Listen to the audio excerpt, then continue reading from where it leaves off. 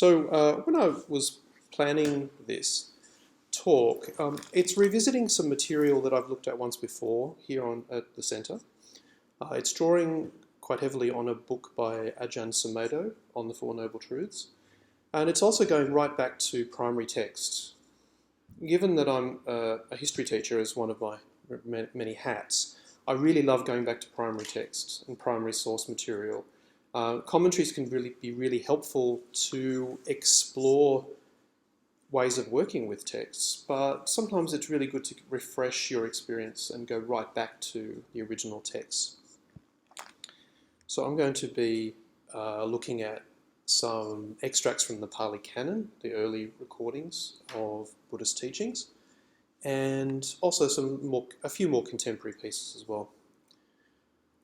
What really sets Buddhism apart from many other world religions or perspectives is the fact that it begins with a question.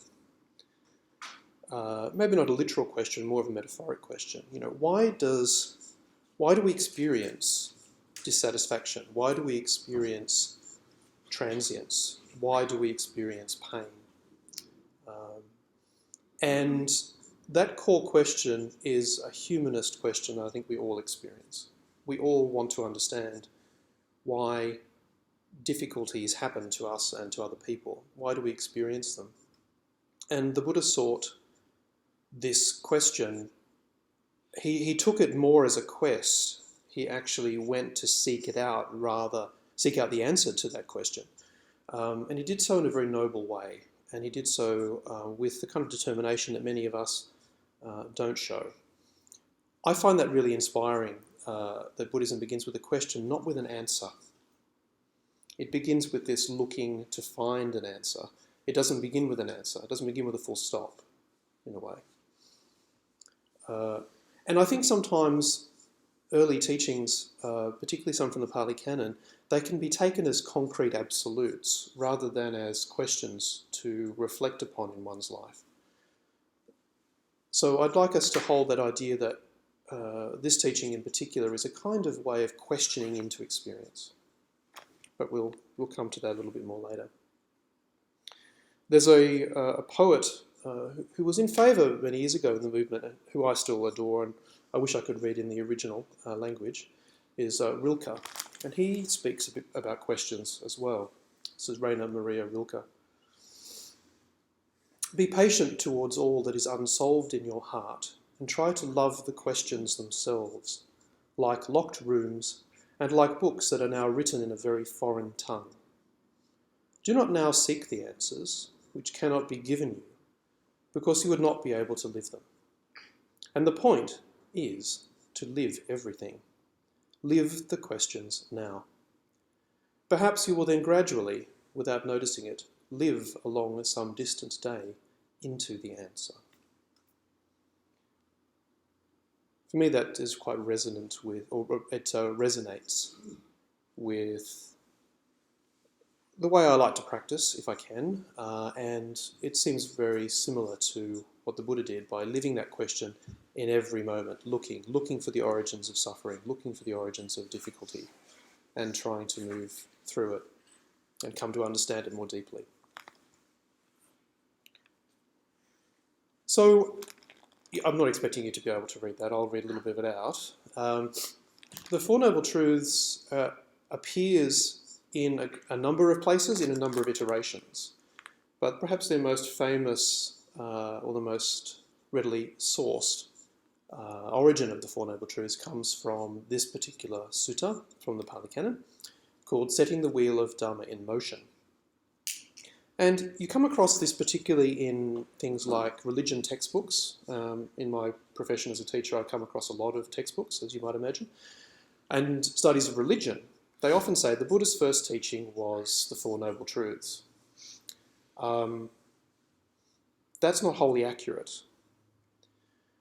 When you look at this particular text, the very first thing that he refers to, the very first teaching he gives to the 5 men he used to practice and live with, is not the Four Noble Truths. The first practice he gives is the middle way. There are these two extremes that are not to be indulged in by one who has gone forth, which too that which is devoted to sensual pleasure with reference to sensual objects, base, vulgar, common, ignoble, unprofitable, and that which is devoted to self-affliction, painful, ignoble, unprofitable. Avoiding both of these extremes, the middle way realised by the Tathagata, that's the enlightened being, producing vision, producing knowledge, leads to calm, and so forth. So he's proposing at the beginning that one needs a particular attitude or view towards this kind of binary nature of pleasure and pain, or what he calls there the sensual pleasures and those which are devoted to self-affliction. So and we're going to unpack the middle way because I think that's something that can be misunderstood. So I'd like to explore some of that with you first before we move into the Four Noble Truths. But curiously, he doesn't then launch into the Four Noble Truths. He then tells us how to live our lives according to the Eightfold Path. So it's not as you normally might find, the first Noble Truth, the second Noble Truth, the third Noble Truth, the fourth Noble Truth. In fact, he starts with the fourth Noble Truth. And then he goes through and explains what each of the Four Noble Truths are. So interestingly, you come across it as being the first thing that he taught or the essence of what he taught. But textually, if we go back to the source material, that's not what he taught first. Just trying to set the record straight a bit there. So really you've got him starting with the Eightfold Path. If I just put the middle path to one side for a minute, he actually starts with the Eightfold, the fourth truth, and he cycles back around to it, embedding this kind of circular pattern. I found that kind of interesting. I don't know if anyone else finds that intriguing or interesting. Yeah? Getting a nod from Sagrati over here. Yeah? What's interesting to you about that? Oh, I was on another tangent to do with the previous slide. Oh, what was your tangent? When the Buddha touches the earth. Yes. I think that's the image of the middle way. That's the image of the middle way. Him actually, the Bhumisparsha touching of the earth is the middle way. Yeah. Can you explain that a bit more? That's fascinating. Well, because I don't take too long. No, please. Well, because he's saying, what has he just pronounced? The path which is devoted to self-affliction, painful, noble, unprofitable. So trying to separate out from the messy business of having a body, this transcendence.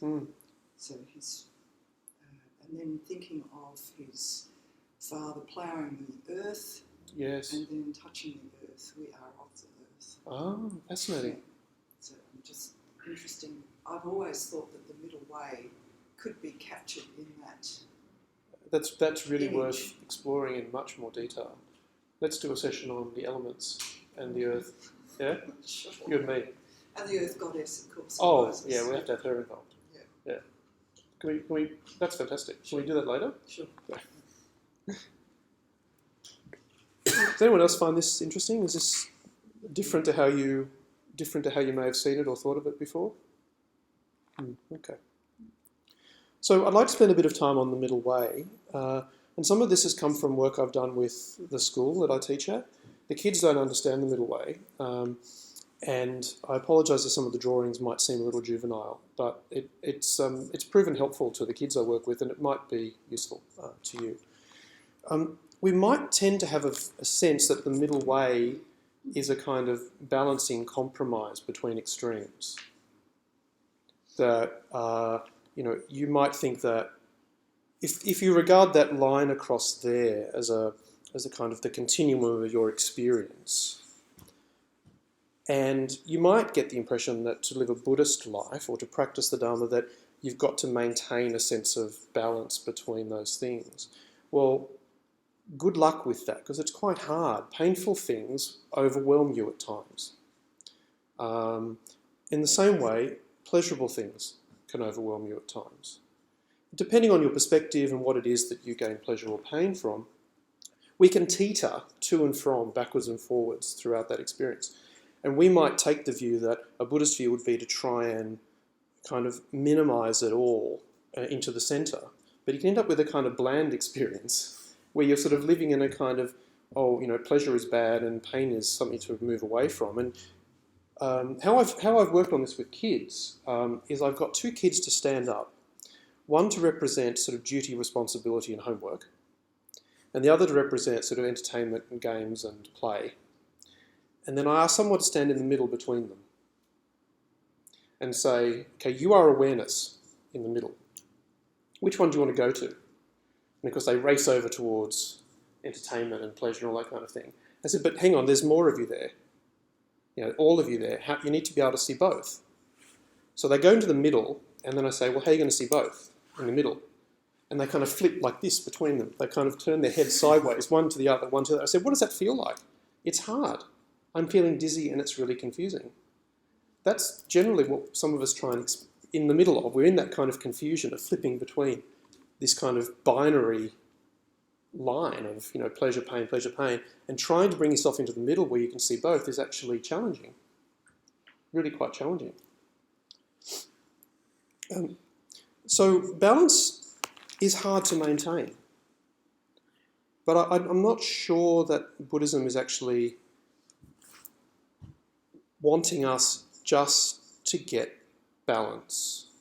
I'm not sure that's actually what the Dharma is actually pointing at. I think that's something we can experience and does come out of Dharma practice, but I think it actually could go further. The middle way is actually taking a different perspective. Sangharakshita talks about this in the Survey of Buddhism, this kind of transcendent approach, this transcendent attitude. And it's through, particularly through meditation and through study, where you sort of elevate's a really difficult word, it's a laden word. You pull back from the binary flip-flop of pleasure and pain, and you gain perspective on that flipping between them. You gain a kind of new way of looking at the fact that you will experience pain and that you will experience difficulty. You transcend in the sense that you move beyond the two-dimensional binary nature. You flip, so you're moving beyond that. And there are times when you get caught up in it and you're pulled back down to it, and there are times when you're able to get more perspective and you can sit more easily with difficulties or more easily with the transience of pleasure. So in this kind of perspective, from that point, actually now that I look at it, it looks quite Illuminati-like. I hadn't planned it to do that, but it is strangely looking a lot more Illuminati, for those of you who understand what the Illuminati is. From that slightly elevated perspective, you still have an angle. You still have an angle on pleasure and pain. You still experience them. You're still part of them, but you're not caught in the flip-flop between them. Yeah. And I'm not excusing the fact that that's a right angle. And that's the nature of right view. So seeing that all things are impermanent, seeing that they're unsatisfactory and insubstantial, is a way of not cutting yourself off and making your life bland and not being so elevated you don't experience pleasure and pain, but being able to see them both evenly but still be connected to them. That's a different way of looking at the middle way, rather than as a compromise, a sort of a bland compromise, but seeing it more as looking at your experience from that perspective of right view. Okay. Has anyone got any comments or perceptions on that they'd like to share? Yes. I see what you're getting at, and I think it's a really good point. So I'm not trying to negate what you're saying, but I think we shouldn't overlook the fact that the Buddha was, had just come out of this, very long period, 6 years of practicing self-denial, Correct. Extreme asceticism. He was talking to his fellow ascetics, Mm. and I think he was also just on the simple level trying to say to them, that's not the way to go, Yes. While you shouldn't indulge in pleasure, you should also not go down the path of extreme self-denial. Yes. Yeah. I completely agree with you. In fact, in terms of, if you put that in context of the narrative of him going to meet those people, they have lived a life of extreme austerities. And so that context is he's meeting them at the point where they are at. And that is they have been denying themselves. So I agree with you completely, yeah. I suppose I'm purposing it in terms of what we can do with that. I completely agree with you, Prakashika, but I'm also suggesting, what do we do with that? Do we think our practice is about trying to get balance and living in a kind of bland in-between state? Or do we have an opportunity through our study, through our meditation, to have a slightly more sophisticated and more nuanced view of what we experience? Yeah. I would also, again, without detracting from that, I wonder whether having an elevated view is a bit difficult for us to identify with, because I've just come out of teaching a course, mindfulness for people with suffering chronic pain. And so there's no sense of them being able to elevate their view. And I think more, for me, in a practical terms, the fact that what we will do on that continuum is to resist the painful and want to move and crave the pleasurable. Correct. Particularly when we're engrossed with pain. So for me, I sort of like, in a way, for me, Socrates' sort of example of the touching the earth, in a way, is sort of, for me, would illustrate more the sense that actually what we need to do is broaden our awareness, sort of have a sort of base, have a slightly more grounded sense of awareness in our experience of pain and pleasure. Good. Rather than move into that space where we're resisting pain and craving pleasure. So for me, awareness is not necessarily going upwards. In a way, it's sort of going down into the raw experience, even though that's difficult and moving against what our natural tendencies. I'm glad you raised that, because that's where I'm heading with the Four Noble Truths. I'm speaking specifically here about exploring what could come out of the middle way teaching, about looking at it in a different paradigm rather than as on a binary one. But when I'm looking at the Four Noble Truths themselves, it does actually look at what you're talking about. Yeah? Yes, Clifford. Another analogy that I found very useful that something like this is, if I thought of pleasurable and painful as craving and aversion, Yes. and if I thought of them as, instead of thinking of binaries black and white, Yes. and bland being a grey in between them, maybe the right view is, instead of seeing them as black and white, it's suddenly being able to see everything in colour, having a completely different, it's not that dimension or that dimension, it's not just seeing it from far away, it's a whole new vision. Well, and that's supported by the diagram, because it's a line, it's not 2 points. Yeah. Yes. I think a good word is, I know you guys might say it's a simple word, but equanimity is I think the saints, I'm talking, but they're able to experience the agony and the ecstasy.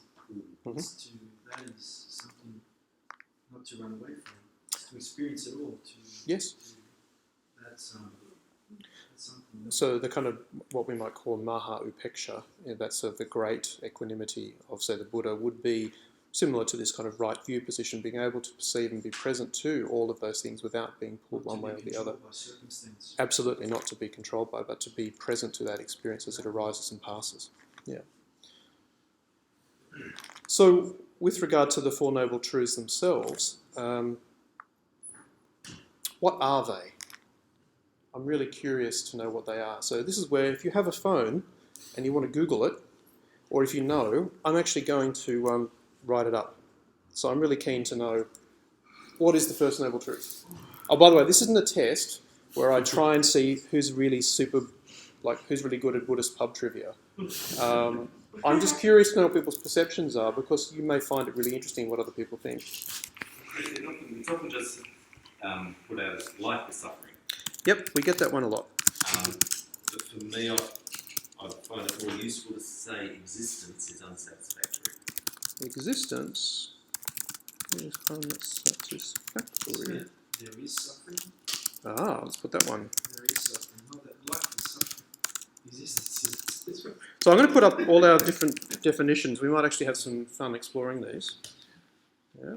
Any other ones? Can I go with the really lowbrow one? Oh yeah, I can do lowbrow. Shit happens. Shit happens. Okay, that's going to look fun on the internet. Okay, yep. What are the Four Noble Truths? Okay, Siri is now telling us the Four Noble Truths over there. Thanks, Clifford. Thank you, Siri. Okay, anyone else? This is not a test, I'm just curious. Life is extreme. Life is extreme. Is that coming from you or any other source? Just from you? Great. Any order members want to chip in?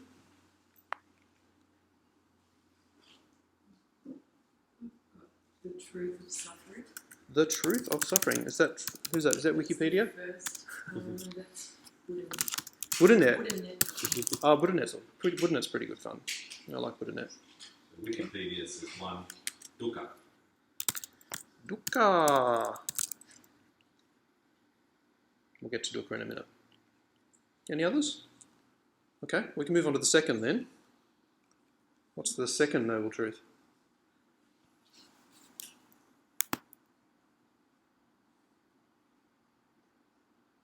Suffering is caused by craving. Suffering is caused by craving. Okay, suffering is caused by craving. Anything else?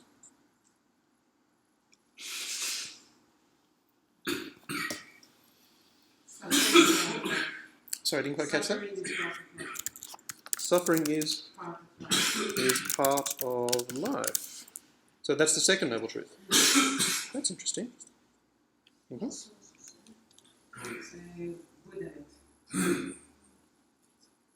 Okay.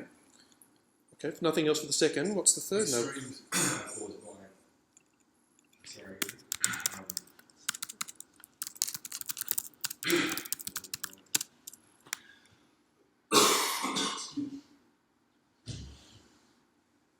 Streams lead to suffering. Okay, so that's coming from you as well, is it? Yeah. Mm-hmm. So that's your experience of that. Okay. Let's move on to the third then. So what's the third noble truth? There is an end to craving. There is an end to craving. Mm-hmm. There is a state free from suffering. There is a state free of suffering. Thank you, Ratnajoti. Anyone else? No? Okay. So, what's the fourth noble truth Right, thanks. we've established? The Noble Eightfold. Noble Eightfold Path. Now, can we name them all? It's good to be able to name them because then we might remember. I find it hard. It's a bit like trying to remember the name of the seven dwarves. It's VTSALEMC. So it's Wow! How did you work that out? VT Salem C. Vision. Right vision. But how does that help you remember that? It's a great mnemonic. So VT Salem, as in the town. Yeah. SALEM. So you put. So this is your mnemonic, is it? So you put Yeah. Salem, and what's T? C. So vision. SALEM. So then S, then A, capital A. Oh, I see. Yes, I see what you mean. Then Yep. Capital L, Yep. capital E, E. capital N, M. capital C. Right. So that's how you remember that's just see. That's why I do this stuff because very trying. I don't know. Like you need to come up with some kind of sentences to remember that. It's like I'm trying to remember the names of the planets. Yes, every good boy deserves fruit and such. That's great. What's the T? Isn't it emotion? Or What do you? What's for me, it's the word? thought. Thought. Oh. Yeah, Resolve. in the broader Buddhist world, it's not put forward as the way, say, the Triratna puts it forward as perfect emotion. It's put forward as right thought. So that's probably where you're coming from with the T there. So in Triratna, we don't tend to use that. We tend to have E for emotion there. Yeah. So that's really cool. I'm not going to expand that. I'm going to expand that later. But that's really interesting, Clifford. Thank you. Yes. Any others? The way. The way. The way to the what? The way to Yeah. the freedom and sorry, The way to, yes, the way to the state that's freedom. way to the state. I'm going to stop the rapid change. From suffering. Okay, so the secret reason why I asked you to put that on your phone is that now when you open your phone to a browser, you will now have a Buddhist thing to see next time you open your browser. So just don't delete that page. You can come back to it and have a look. Okay, that's really interesting. What you find in textbooks particularly is you get this life is suffering. And most of these, what's really interesting is these are statements. Aren't they? They're propositions of what reality is. They're statements. I find that really interesting. I think statements tend to get concretized as being sort of solid beliefs.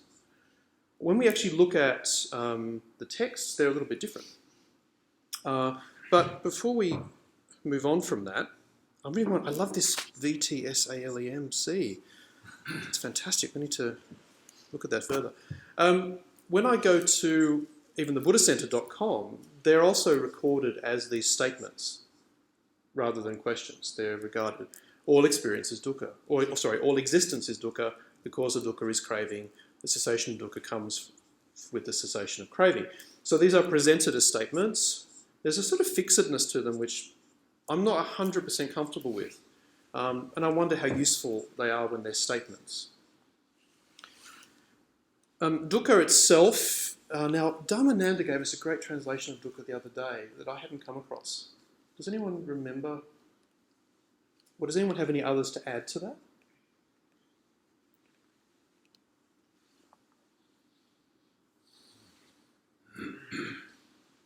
I thought it was about like the extremes. It's not just about suffering. Like if you're happy, or intoxicated with kind of ecstasy, that's not suffering. No, but it has inherent within that is the fact that that ecstasy will end. That ecstasy will not be satisfying ultimately. Yeah. When you come across the word suffering, Really, the word ecstasy should be written down there as well, because it always adheres to these negative states. so you think ecstasy needs to be added to that? It's always missing those kinds of areas, those kinds of words, because it always leads to the sad states. Oh, I see. So you're trying to broaden the experience around dukkha as not just being about sort of It's always the sold downers. that way. It's always sold at the down end. Yeah. What other responses to that? Do you think that's something we need to include? If I was including that, you'd have to have the end of the positive, like the end of pleasure. It's always painful.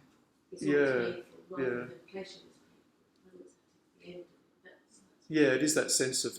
I think that is the kind of point that I would add to what you're adding, to, what you're saying, Bart, because I know when I'm enjoying my 70% organic, fair trade dark chocolate, that in the direct experience of that chocolate, I find it really pleasurable. But afterwards, when I start thinking about it, or I start reflecting on it, or I start feeling ill, there is that sense of it coming to an end, and then so I think I would agree with you. It is about the end of those great positive states. It's that transient nature of them. Yep. I think that's the point. I think Bart's point is valid there, because there is an element of suffering already in the enjoyment, because we're already grasping onto it and trying to make it last, and knowing that it's not going to last. It's not just that when it ends we start experiencing suffering, but we're already experiencing an element of suffering in the enjoyment. It's never complete because we're not relaxed about it. Yeah. It's could I offer intoxicated instead? Yeah. Okay. It's the reaching for the next piece while you're still got the chocolate in your mouth. Yeah. That's right. Yeah. And starting to kind of grieve, because it's going to end Yeah. while you're still having it. Yeah. No, I think that's really good additions. Thank you. So can I just say, I don't think it's the ending of intoxication. I think the intoxication itself Yeah. is painful. Intoxication itself is painful. Yeah. Although it's... It has to be Well, thought of that way. So It's the just end. the way, whether or not you can believe it, get it, Yeah. it has to be thought that way. Yes, but when you're talking about kind of that sense of great pleasure that comes from being some kind of intoxicated experience, as opposed to the pleasure that you get from an unintoxicated experience, say through deep meditation or being just in a beautiful place or something like that. There's a different quality to it, isn't there? There's a sense of anxiety, or there is a sudden sense of anxiety in that pleasure. I'll take it one step further. Actually, there was a question in a book that I read about by Sangharakshita, and he talks about how, and I agree. It's drugs, for example, as forms of intoxication, tangible forms of intoxication. It disintegrates the psyche, it doesn't integrate it. Whereas meditation integrates the psyche. It actually makes a schism in the psyche where you're actually experiencing superficial, I believe there's just superficial kind of reflections of what we experience spiritually, but in the end, it's attachment. It's still attachment. It's attachment in a very, very, it's an addiction. It's something that's very dangerous. It's absolutely dangerous. And it disintegrates. People can go crazy. One of the I think points. the whole thing is about letting go of life. That's the whole experience of Buddhism. And all experience in this context is part of this dukkha. Because at the end, when you transgress or whatever it is, that is the state of none of this. That's why all of this is in the same category. Well, one of the points I wanted to make here before I move on was the definition of dukkha as being an ill-fitting wheel really brings dukkha home as being something that we can directly experience in the most average moment. Words like anguish, stress, intoxication, ecstasy, pleasure seem quite extreme, whereas ill-fitting wheel is, the fact that your underpants are riding up. Well, I don't mean yours are, but I mean mine are. That's because you're wearing a G-string. For the record of the recording, I deny Bart's suggestion that I'm wearing a G-string, and I can prove that to you later. The idea of an ill-fitting wheel is the suspension's a bit off. It's not being sent to a death camp level of suffering. There is a general, the coffee is too cold. Yeah? First world problems. First world problems, yeah. First world problems are also dukkha. We just need to be aware of that. Yeah. Now, the Four Noble Truths occur in multiple places, but what I love about this particular version, which I think comes from the Samyutta Nikaya, I didn't put a reference, my apologies, is that it isn't about just knowing the truths, Googling them as statements or facts, but it's about, and I've highlighted here, as it actually is present in your experience.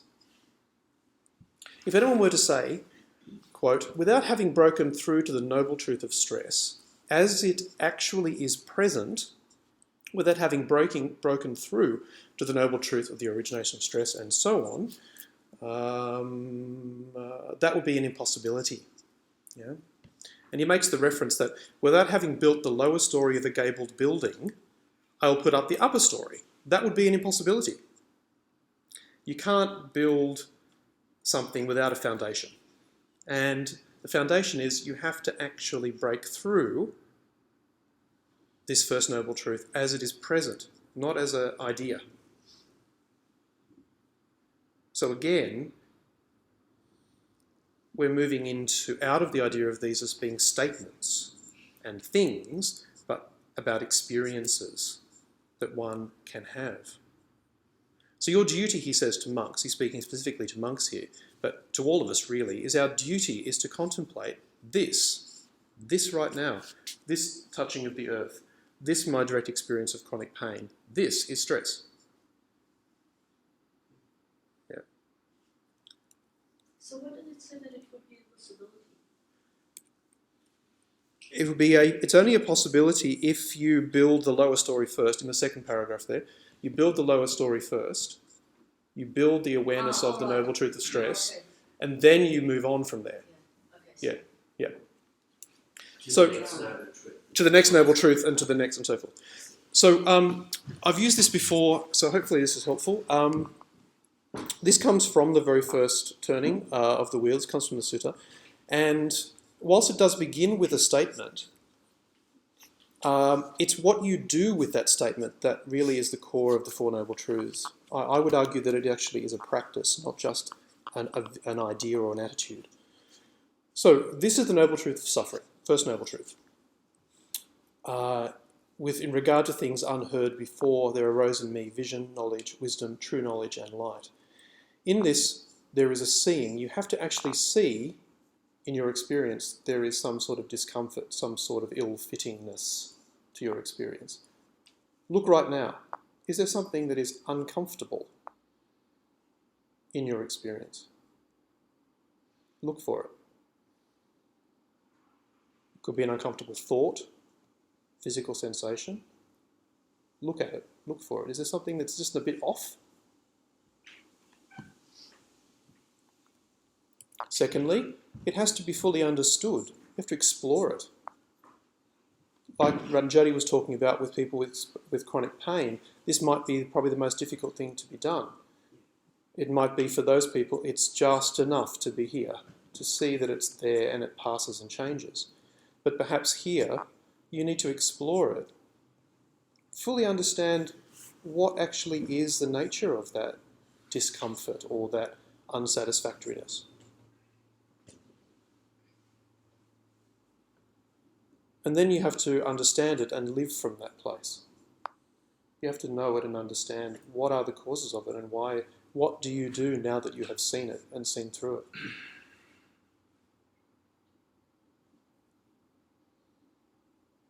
So it's not just, this is the noble truth of suffering, the end.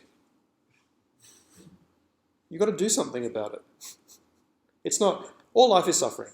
Miserable Buddhist, everything is miserable and sad and, well, yeah, so look for it. Work at understanding, exploring it, letting it teach you. And then once you've gained a deep appreciation and understanding of it, live and act from that place. Yeah. I think there's, through meditation, there's very high, elevated states of bliss that you can experience. Sure. But they're a hindrance, it says. Because to go to equanimity, you have to go beyond that pleasure as well, so you have to go beyond. And it's a hindrance to a lot of people. But to be centered within, it's like being in the eye of the storm. Well, it can be a hindrance if you cling to those states. If you hold to them, then in fact you're adding to your own suffering because you're still engaging in clinging and holding, even though they are very pleasurable and heightened states. Like experiencing these states that are just amazing. Just, it must be something that is difficult not to be attached to. Extremely difficult. But that is the way towards enlightenment. That is the way. So this is, I find this really revealing when you go to the sources of the material and you realise it's not just, okay, Christians and Jews have the Ten Commandments, things written on stone that you have to do or believe in. We can almost do the same thing to some of these truths in terms of into these sort of propositions. They are propositions, but they're also practices. They're both of them, in a way. I find that really fascinating. It's easy to see them. I think truth doesn't help, does it? No. You know, it's like some immutable Yes. immutable fact that you somehow, and solid thing that somehow you have to come into relationship Yes. with, rather than actually, as you've suggested, in practice. Yeah. So it's almost, instead of noble truth, it might even be better to say, this is how we need to act in relation to suffering, how we need to act in relation to the end of suffering, how we need to practice in relation to. But this formula that you see here, and these are the terms that I've used. So the seeing, the exploring, and the knowing. They're the ones that I've been exploring with the students I work with, because I work with younger people, so they need a kind of way do I work with this? How do I see that? I don't get 50 people liking my Instagram photo as soon as I put it up. How do they cope with the misery and the pain and the suffering of that? This helps them. Why do you need that? You explore that. Why do you need to have those people? What's going on there? What does it feel like? Really, what does it feel like? You have to go to the experience, not the rationalization. Correct. Of something that is external to you. Yes, because that's just another thing. Buddhists say, for example, be in the moment, but that is an actual experience. It's not like a slogan that you say. It's an actual experience. Yes. That is completely solid. Hmm. Yeah. So the same structure applies across all the Noble Truths in the original text as it was released. So the second Noble Truth, this is the Noble Truth, the origin of suffering. So you look at it. You look at the origins of your suffering. You look and you see, is there craving present? Like right now, to be perfectly honest, a part of me wants you all to like this. I'm craving your positive response. There you go. Now I can explore that more fully. I could explore it. What does it feel like in my body? Where is it present? Where is it in my heart, if you will, in terms of what in me needs to be met by your approval? And then I need to abandon that and live and act and know from that place that that's not going to give me ultimate suffering that you tell me this was a great presentation. It's not going to give me the thing that I'm looking for. Let alone what is for me that's... Oh, let's not go there. That's another week. That's not. And right now. okay. So you've got this at the third Noble Truth, same process. Seeing, my suffering, my discomfort has just come to, in the smallest way, we're not talking capital D dukkha, but the discomfort that I had a minute ago has come to an end. It's gone. Maybe a different one's taken its place. But, wow, it's gone. Explore that. What does that teach you?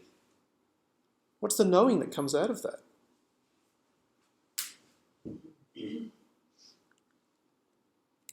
Now, the fourth Noble Truth is, of course, this. I apologise for the chaos symbol. I only realised afterwards when I'd drawn it that there appears to be a chaos symbol in the centre of the Dharma chakra there. I'm not suggesting, for the record, I'm not suggesting that the Eightfold Path is actually advocating chaos. I was trying to advocate movement. I don't think it's any great surprise that the Buddha chose a wheel. Wheels move. Wheels go. They take you in a direction. They turn. They're circular. And if you want to travel a path, you need a vehicle to travel it with. And that may well be one reason why it's a useful, even though I think it was a pre-existing symbol for kingship or for a regal position. I find it useful to think about it as a wheel that takes you in a direction. So these are some definitions. I suspect there'll be ones that people in the room will might challenge me on.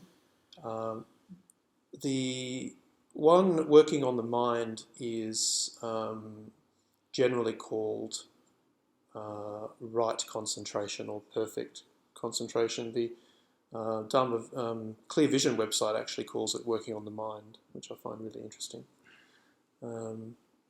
But these are the ways of living in the world your internal experience and also your external experience. And I'm hoping that in subsequent weeks someone will take this on to explore in more detail as part of the preparation for Dharma Day. But I'll leave you with a couple of things. These actually, oh, that's the wrong colours, I realised. That doesn't matter. The Eightfold Path can be rearranged into a rather simpler threefold grouping. And I've simplified that again by presenting it like a steering wheel. Because in a way, the Eightfold Path is a way of steering your life in line with the remainder of the Noble Truths. So you've got vision and emotional positivity, that sense of where are you going and what is the sort of texture of your experience and the texture of reality. You use that as a kind of guiding force. The way you work in the world with people, the choices you make, the direction that you put your life in terms of your, say, your livelihood, and then the work you do in your internal world, all of these together help steer you along the path in the direction towards your own and the enlightenment of others as well. So I find the Eightfold Path is a really great way, a great compass for guiding your life and reflecting on. This comes from Stephen Bachelor, and I came across this many, many years ago, shortly after I met him, actually. Stephen Bachelor is quite a contentious figure in Buddhism, particularly amongst people in Triratna, but I think he summarises very clearly the point I'm trying to make here in this presentation to you. The Four Noble Truths are pragmatic rather than dogmatic. They suggest a course of action to be followed rather than a set of dogmas to be believed. The Four Truths are prescriptions for behaviour rather than descriptions of reality.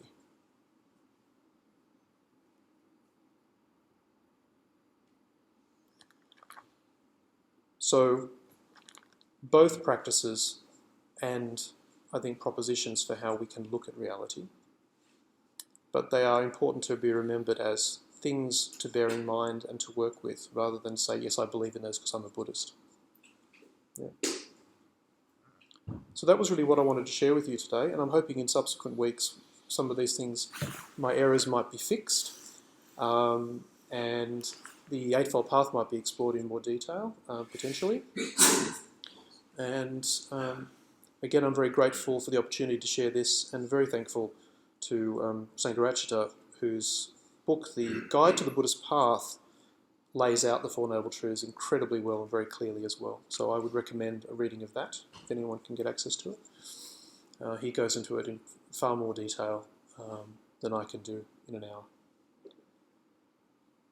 So other than that, if anyone has any other questions or thoughts or clarifications?